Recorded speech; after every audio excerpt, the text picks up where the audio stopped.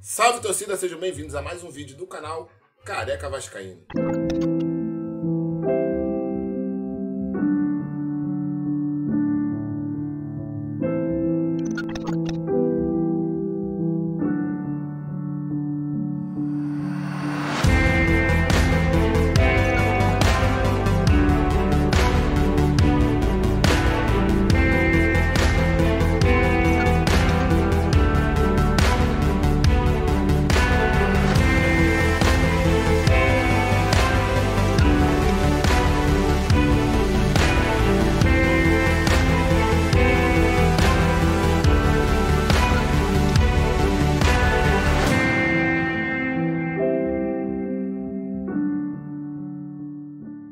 Galera, não tem presente de Natal, pra falar. Opa, aonde tem presente de Natal, eu vou mostrar pra vocês aqui, vamos lá. Uma pessoa aí, não posso dizer o nome, né? Não posso dizer o nome dessa pessoa, mas ela me disse o seguinte, Azevedo, até o Natal vem presente para a torcida do Vasco. Eu falei assim, sério? Ele falou, sério.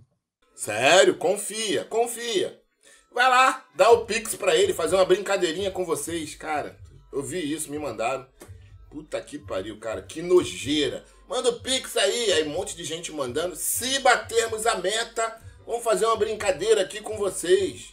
Ô, senhor, e se não bater a meta? Devolve o Pix dos outros? Não devolve nada. Mas o que esperar de uma pessoa assim? Olha isso, cara. Olha o que o Vasco está se transformando, irmão. Eu só acho que você está fazendo uma pergunta de duplo sentido.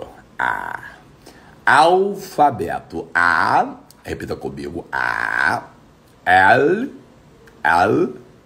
As. Acertei? Ou você quer o A, B, C? A, B, C. Vai tomar no cu, né, cara? Puta que pariu. Olha isso, cara. Que vergonha, irmão. Que vergonha de tudo isso, cara. É o que eu tenho a falar, isso. É gracinha, é brincadeirinha. Com o Vasco, uma parada séria pra caramba. Mas tem gente que gosta, né? Hoje tudo é isso, né? Brincadeirinha, TikTok. Ai, careca, rebola aí, faz um negócio. Ah, tomar no cu. Pra falar pra vocês. Apesar de que esse vídeo é um presente de Natal. É um vídeo que tu tem que ter estômago pra assistir. Mas eu vou pedir pra você, encarecidamente, assista esse vídeo, cara. Pô, por que tu faz isso, careca?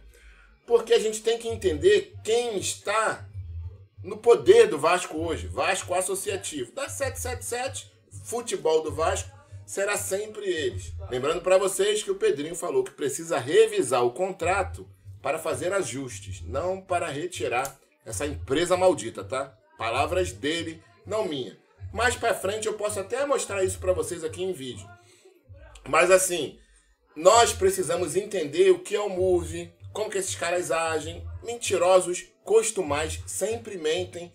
E nesse vídeo aqui a minha intenção é mostrar pra você as 3 facetas da Sempre Vasco. Porque, careca, tu fala Sempre Vasco se é apenas uma pessoa que está falando. Porque essa pessoa representava a Sempre Vasco dentro do Vasco. O Júlio Brandt foi candidato da Sempre Vasco por 3 eleições seguidas dentro do clube, 2014, 2017 e 2020. Retirou a sua candidatura agora em 2023, já para apoiar o candidato Pedrinho da Sempre Vasco. Nada mudou, continua lá dentro, tanto que ele hoje é um dos conselheiros do Pedrinho. Então assim, galera, a gente vai fazer esse vídeo aqui, é o meu presente de Natal para vocês.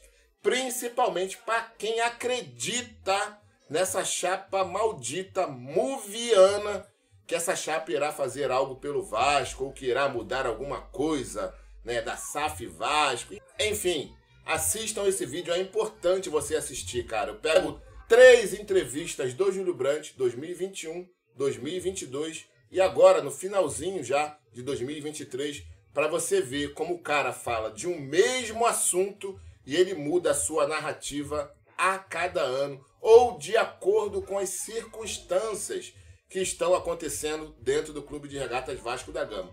Muito igual a vários canais de youtubers que falam de Vasco. Isso é fato. Mas antes disso, vamos começar primeiro com a fala dele em 2020, para você ver como o MOVE é mentiroso. É só mentiras dentro do MOVE e todas as chapas políticas dentro do Vasco que compõem o MOVE ainda. O MOVE está muito vivo dentro do Vasco. Vamos ver eles em 2020, na eleição do dia 7 e depois na eleição do dia 14. Antes da gente ver isso, eu quero mostrar para vocês o seguinte. Quem saiu da casinha do Rio de Janeiro, Tribunal de Justiça do Estado do Rio de Janeiro, para ir para o Supremo Tribunal lá em Brasília, foi quem?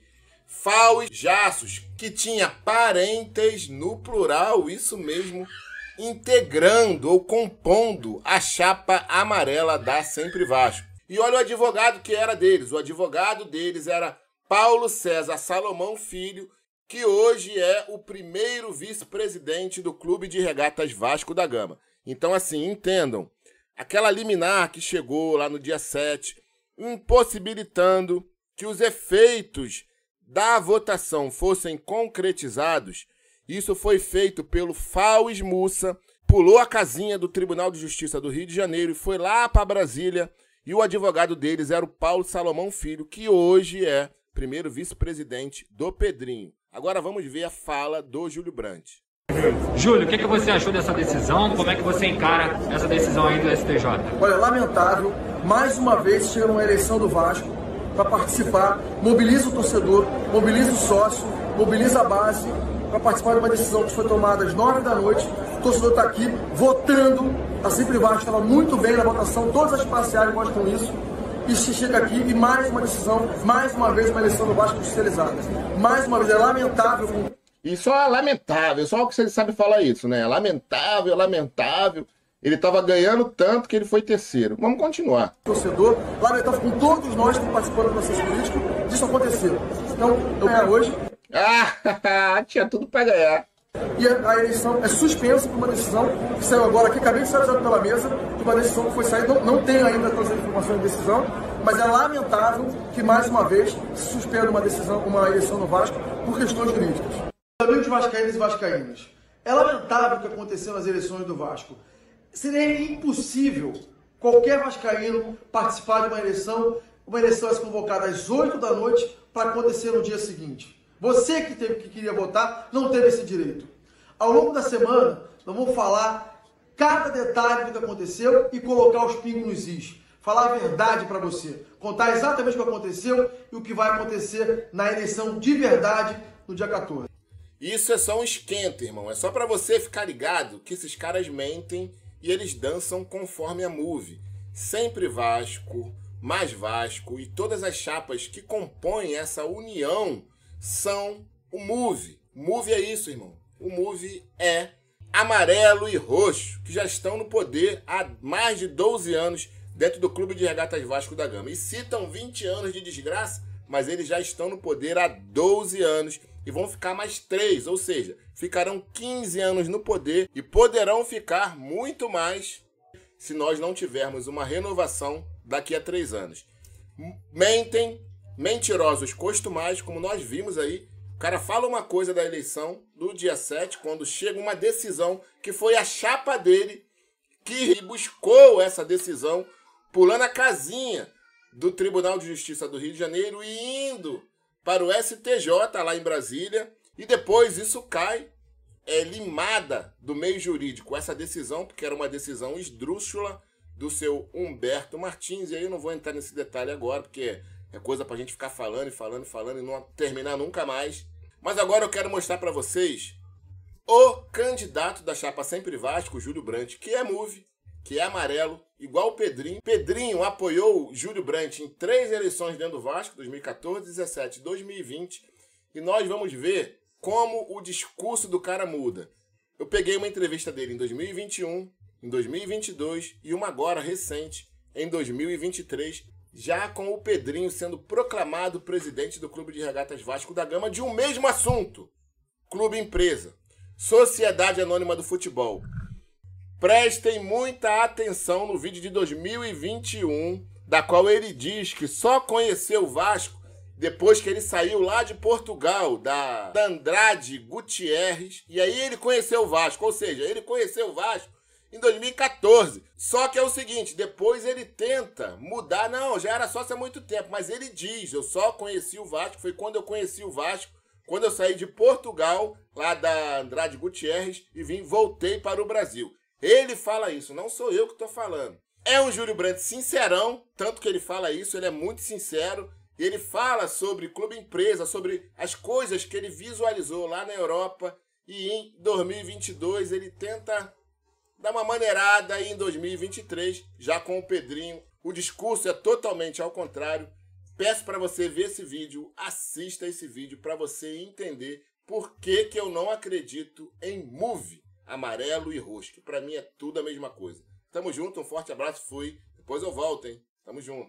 Depois voltei para Portugal pela Andrade e aí foi quando eu encontrei a história do Vasco, né? Eu vim o Vasco na minha vida, né? Isso. Depois voltei para Portugal pela Andrade e aí foi quando eu encontrei a história do Vasco, né? Eu vim o Vasco na minha vida, né? Isso. A gente, apesar de já ter obviamente, sociais do Vasco, claro, né? Mas vem de uma forma mais intensa, né? Projeto de mudança, se eu podia ajudar, na época eu era executivo da empresa. Você conheceu os clubes lá de Portugal? Ou... Conheci vários clubes de Portugal, vários. Nossa, eu tenho amigos presidentes de vários clubes em Portugal, que são presidentes de clube, outros saíram, outros continuam, outros mudaram de clube, outros presidem outros clubes. Porque lá tem uma coisa meio...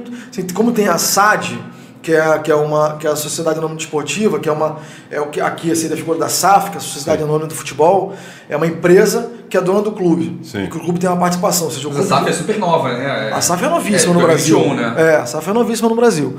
Mas como tem a SAD lá, então acaba que às vezes o cara que é presidente da SAD de um clube acaba indo para outro. SAF, para quem não acompanhou, é a Sociedade Anônima do Futebol, que é uma estrutura jurídica que estão se criando para que possivelmente alguns clubes se tornem. Que não é nem a SA normal da maioria das empresas grandes e nem a limitada que é a maioria das empresas pequenas ou médias do Brasil. Né?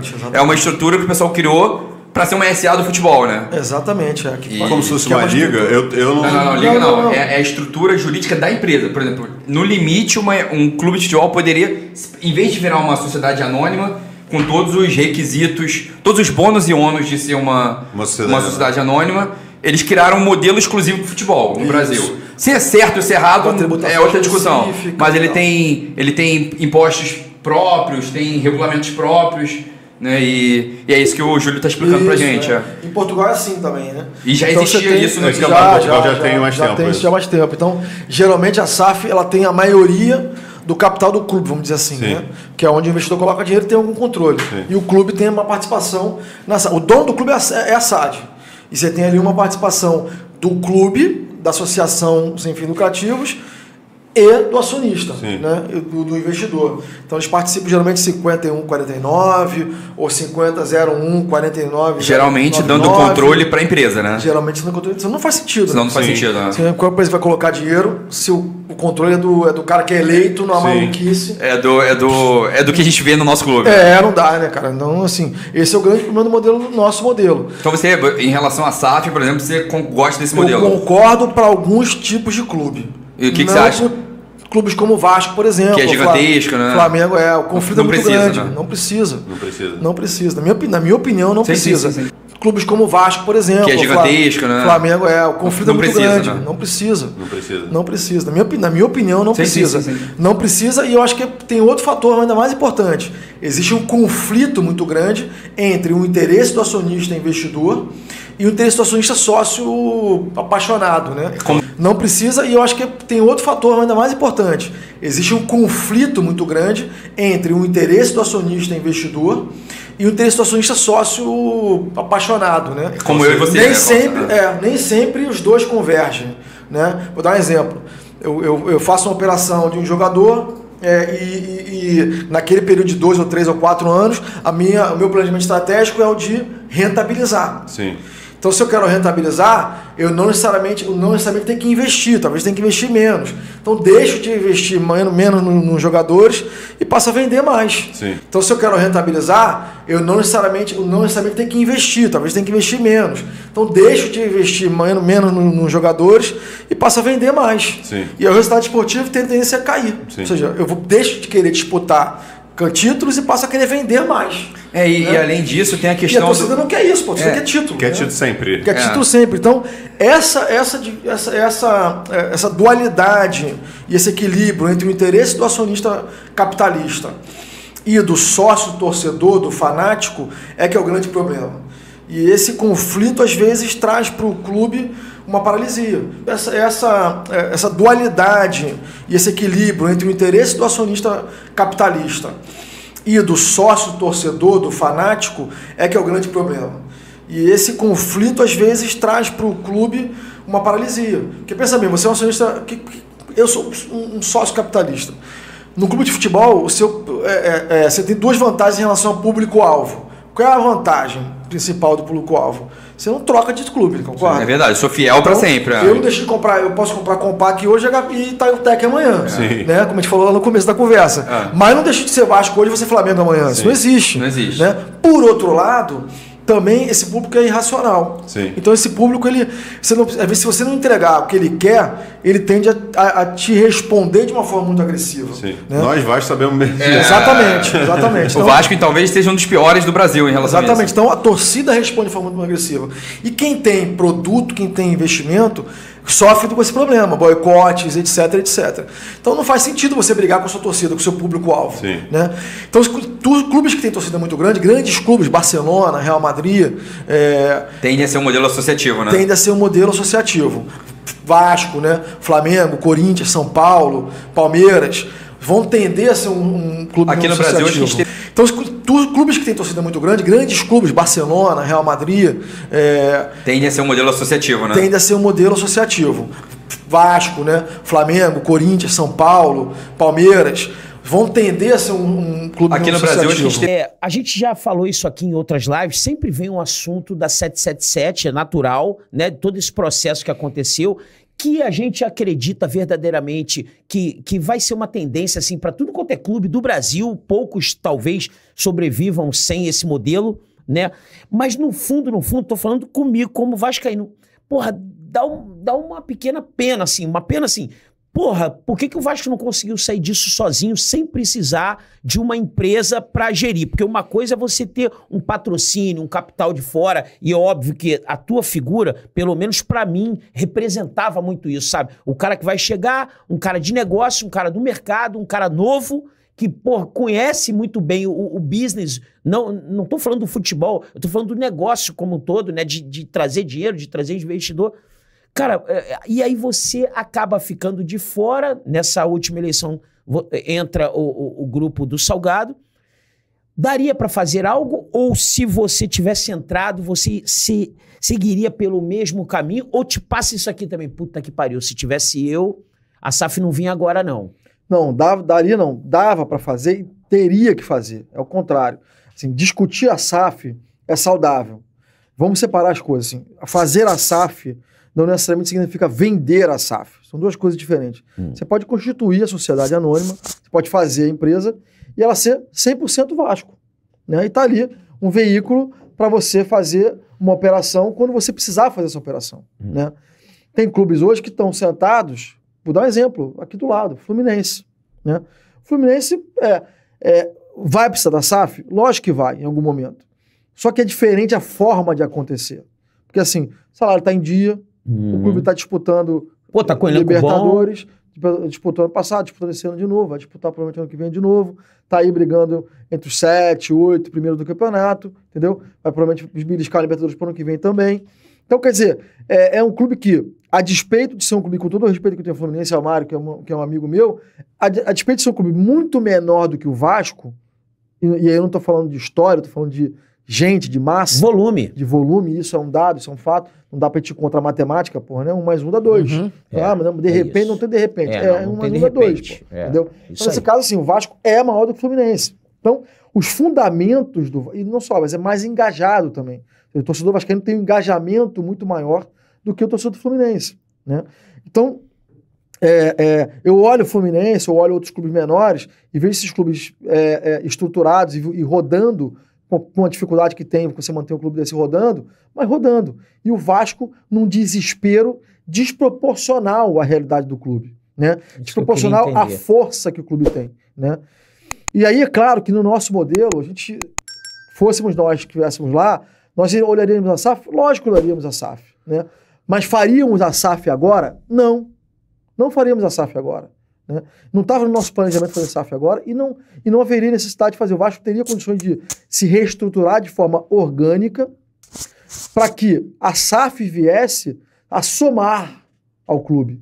Então você une duas forças. Você não é um resgate, não é um cara que está afogado que você vai tirar lá de baixo e trazer aqui para cima. Não, é um cara que vai te ajudar a remar junto. Pô, estamos fortes, vamos remar. Não é tirar um afogado lá do fundo da piscina. São duas coisas diferentes. Né? E o Vasco, infelizmente, foi colocado numa situação de desespero. Né?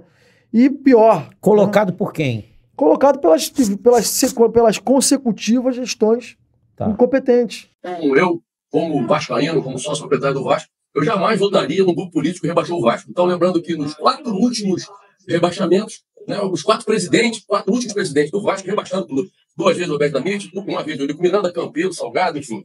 Então, eu jamais votaria numa associação e por isso também que votei a favor da SAF, na minha visão, foi a única saída para o Vasco.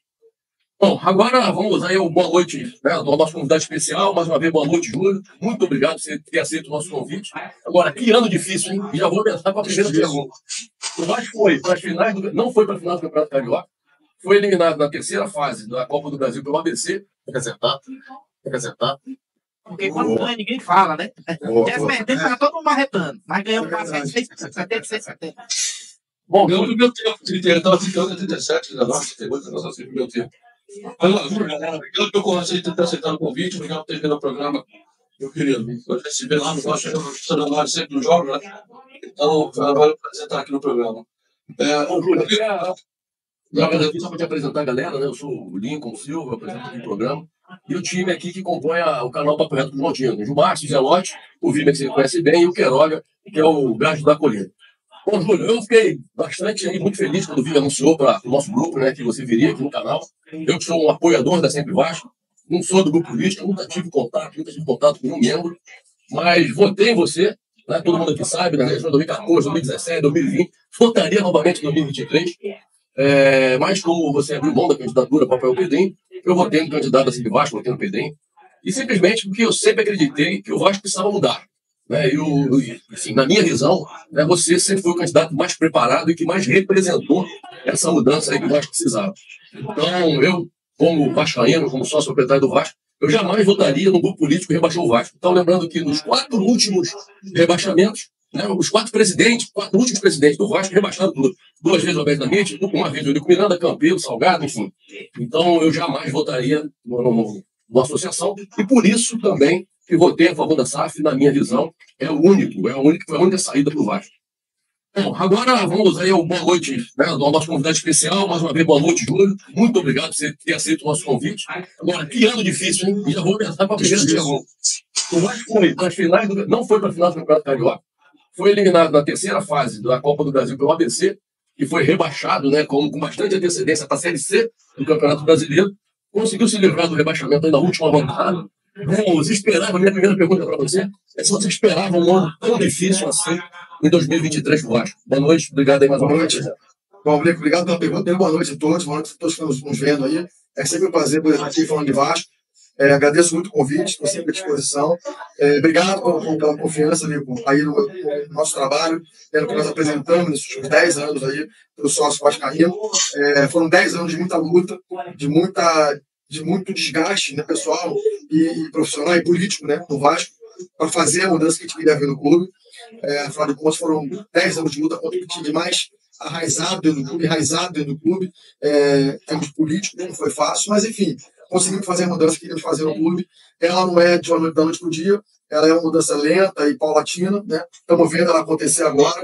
Não esperava realmente 2023 um ano tão duro, mas também não esperava um ano fácil. A verdade é que a má comunicação da gestão do Jorge Salgado é que levou a essa dificuldade toda, né? Porque é óbvio que um processo desse, de transformação, de gestão do clube, de qualquer lugar, não é só do plástico, de gestão de qualquer coisa, de qualquer empresa, qualquer negócio, você muda de uma forma muito paradigmática a gestão de um negócio, é claro que existe um período de adaptação, existe um período de mudança, existe um período de ajuste. Isso é normal em qualquer negócio. O Vasco não é do outro planeta. Né? O Vasco não é uma coisa extraordinária, não é. É normal acontecer isso. Um processo de fusão ou aquisição, que você tem uma empresa adquirida por uma outra empresa e que é feita uma mudança da gestão, é lógico que vai acontecer a dificuldade de ajuste. Então, a gente já sabia disso. A questão é que a gestão da venda não comunicou da forma correta o processo. Né? Não comunicou a forma do processo. E também, se soma isso, a escolha é muito ruim das pessoas para tocarem esse processo. Nós criticamos lá no início, desde o início, a escolha tanto do Barbieri, quanto do Paulo Brax, quanto do Luiz Melo para fazer gestão. Né? Por uma série de razões. No caso do Luiz Melo, pela liderança, uma coisa é ser um executivo qualquer, faz parte de uma estrutura, que aí não tem nenhum problema. Outra coisa é ser o líder um projeto como o Vasco, um clube como o Vasco, uma gestão de importante mudança. Botar um flamenguista fazer isso não faz o menor sentido. Além disso, era uma pessoa que não tinha experiência e nem tinha a competência para fazer essa mudança acontecer da forma como precisava acontecer. Então, é claro que tinha uma dificuldade muito grande isso acontecer da forma como esperava que acontecesse. Então, a correção logo depois aconteceu. Vale lembrar que, dentro do Conselho Deliberativo, nós pressionamos muito para a demissão do Barbieri, do Luiz Melo, do Paulo Brax. Várias reuniões eu falei isso, inclusive, publicamente, lá na tribuna. Cobrei a mudança publicamente, em inúmeras entrevistas que eu dei, porque realmente não tinha condições de Luiz Melo liderar aquele processo. E o Paulo Brax e o Barbieri serem líderes de um projeto que se vendia um projeto de mudança e de construção de um time campeão vitorioso. Né? Por uma razão muito simples, não eram nenhum deles campeões ou vitoriosos, em lugar nenhum. Então não seriam campeões e vitoriosos ali no Vasco, como se mostrou, como se provou. Logo depois que houve a mudança, e aí houve a mudança da entrada do Lúcio e do Ramon, a mudança foi total. Né? E aí o modelo de negócio SAF se mostrou vitorioso. E o que eu sempre defendi. Eu acho que esse modelo é o melhor modelo para o futebol brasileiro, de modo geral. Né? Não é só para o Vasco, na minha opinião. Né? Esse modelo vai ser um modelo que vai se consolidar, aguardem, é uma questão de tempo, 5 anos aí, mais ou menos. Esse modelo vai se consolidar como um modelo que será adotado pela maioria dos clubes de futebol do Brasil.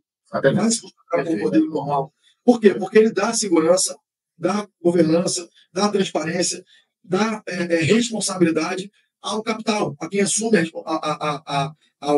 gestão do capital, a gestão do investidor, do dinheiro investido.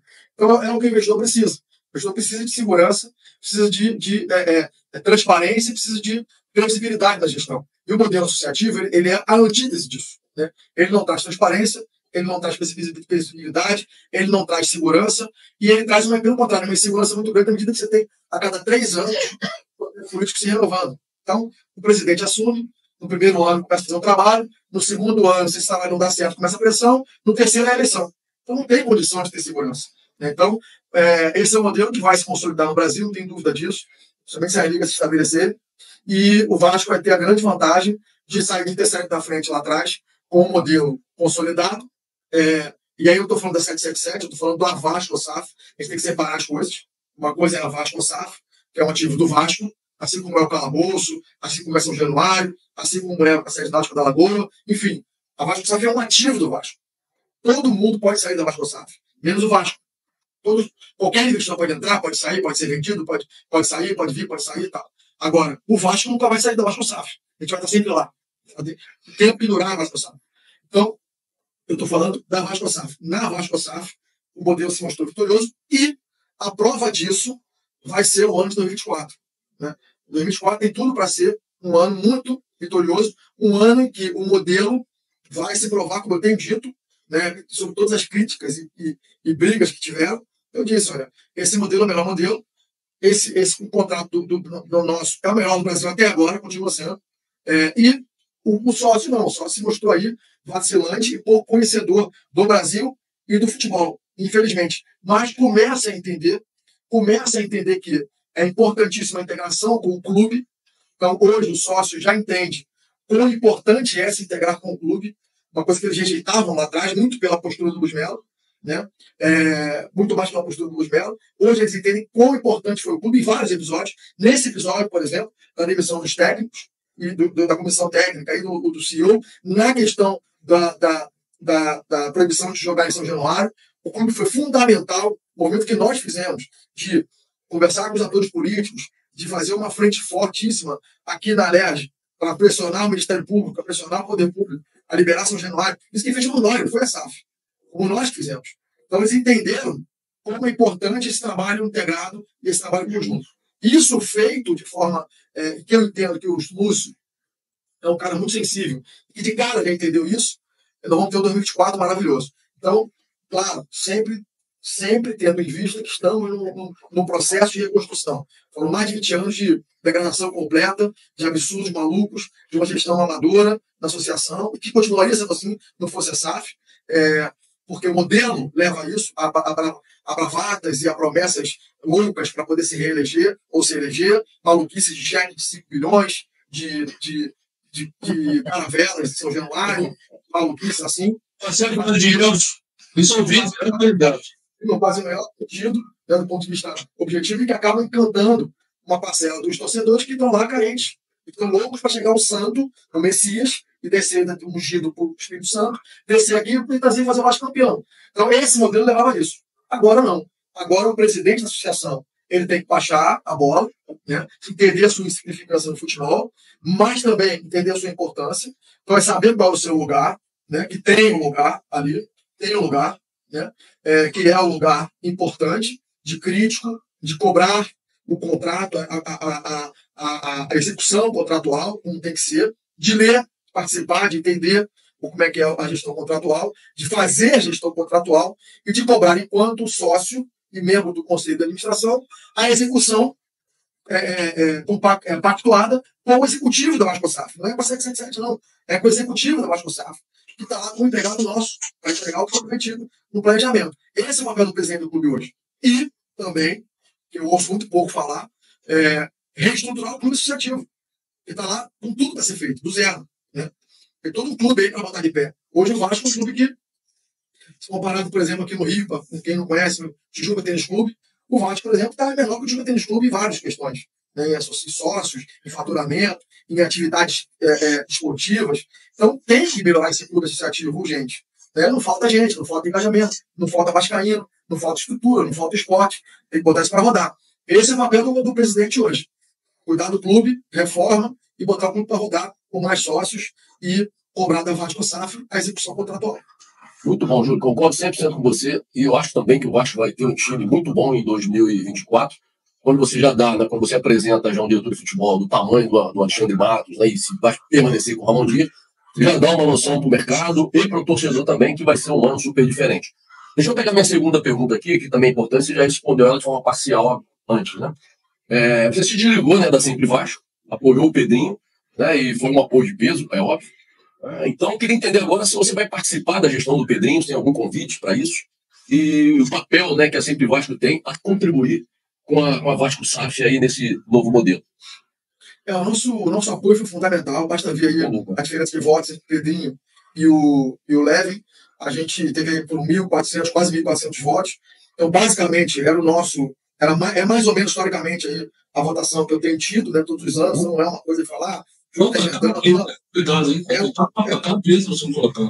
Isso. É o nosso histórico de votação ali, entre 1.500, 2.000 e poucos votos. Quer dizer, claro que teve uma migração de votos nosso para o Pedrinho, isso é natural acontecer, porque tinha ali, agora Sempre Vasco, então tinha ali uma identificação muito grande. Tem também todo o apelo do Pedrinho, além de ser uma pessoa sensacional, tá vindo da Globo, com muita exposição positiva e tal. Então, claro, isso gerou uma atração muito forte pelo nome do Pedrinho. Agora, a nossa votação ali, nos piores dos cenários, gerava em torno de 1.200, 1.100 votos. Esse é o nosso pior cenário. Né? Então, a gente sabia que a gente, fechando com o Pedrinho, a chance do euriquismo ganhar era nenhuma. E, obviamente, nós íamos deixar isso acontecer. Nós não íamos dividir votos para permitir que isso acontecesse. Então, o nosso apoio foi fundamental para a vitória do Pedrinho. A gente sabe disso. Né? A gente sabe que nossos 1.200, 1.400, 1.500 votos foram importantíssimos para a eleição. Basta ver de novo a diferença de votos entre um candidato e outro. Está lá no número. Né? Então, isso foi importantíssimo. E eu fiz por duas razões. Primeiro que, de novo, eu entendi que isso é importante para o Vasco. O Vasco vai continuar evoluindo, continuar olhando para frente, com erros e acertos, mas andando para frente e não voltar, né? E não caminhar para trás. Esse ano, não podia retroceder de forma alguma. E eleger, de novo, o Euriquismo seria um retrocesso absurdo contra tudo aquilo que eu lutei nos últimos 10 anos. Então, obviamente, não deixei isso acontecer. Pedrinho foi uma pessoa que me apoiou nas últimas 3 eleições. Na primeira como eleitor, na segunda e na terceira como cabo eleitoral. Então, nada mais justo, nada mais correto, nada mais elegante da minha parte. Também franquearam ao Pedrinho meu nome, a minha confiança, meu apoio, uma vez que ele fez isso ao meu favor. Então, cabia a mim, nesse momento, fazer esse gesto ao Pedrinho. Fiz os gestos com todo carinho e com toda tranquilidade no mundo. Não tive nenhuma troca. Então, respondendo a sua pergunta diretamente, não houve nenhuma troca. Eu vou continuar atuando como conselheiro do clube. Fiz, durante esses últimos 3 conselhos que eu participei, toda a minha atuação como conselheiro. Né? Como conselheiro, atuamos em 2014 fortemente para expor as contas do Eurico. Em 2017, 2018, para aprovar a reforma do Estatuto que pela primeira vez na história, permitiu que o Vasco ainda aprovasse e votasse diretamente no seu presidente, a eleição direta. Nós fizemos como conselheiros. Depois aprovamos a eleição online. Né? Então, em 2020, aprovamos a SAF.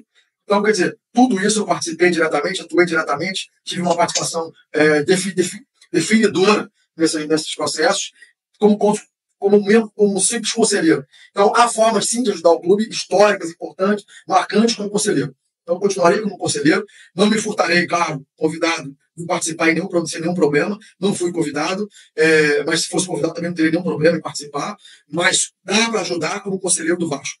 E nós provamos isso nos últimos 3 conselhos, não tem nenhum problema. Tá? Então, continuarei aqui ajudando, tem um papel importantíssimo de consolidar a SAF, de consolidar a nossa participação, Vasco da Gama, o Clube de Regatas Vasco da Gama, na SAF, de consolidar o nosso trabalho, a 777, nosso sócio. Precisa entender a importância do Vasco para o modelo de negócio. Somos nós que falamos com o Vascaíno, somos nós que estamos lá há mais de 120 anos, sentados ali no Vasco, conhecendo o Vascaíno, entendendo o Vascaíno. A minha família está lá há 3 gerações no Vasco. Nasci no Vasco, sou sócio do Vasco, meu avô, meu pai, meu irmão, meu avó, minha mãe, todos foram sócios do Vasco. Então, somos nós que, todos aqui somos grandes vascaínos, nós conhecemos o Vasco. Então, é isso que o nosso sócio precisa entender.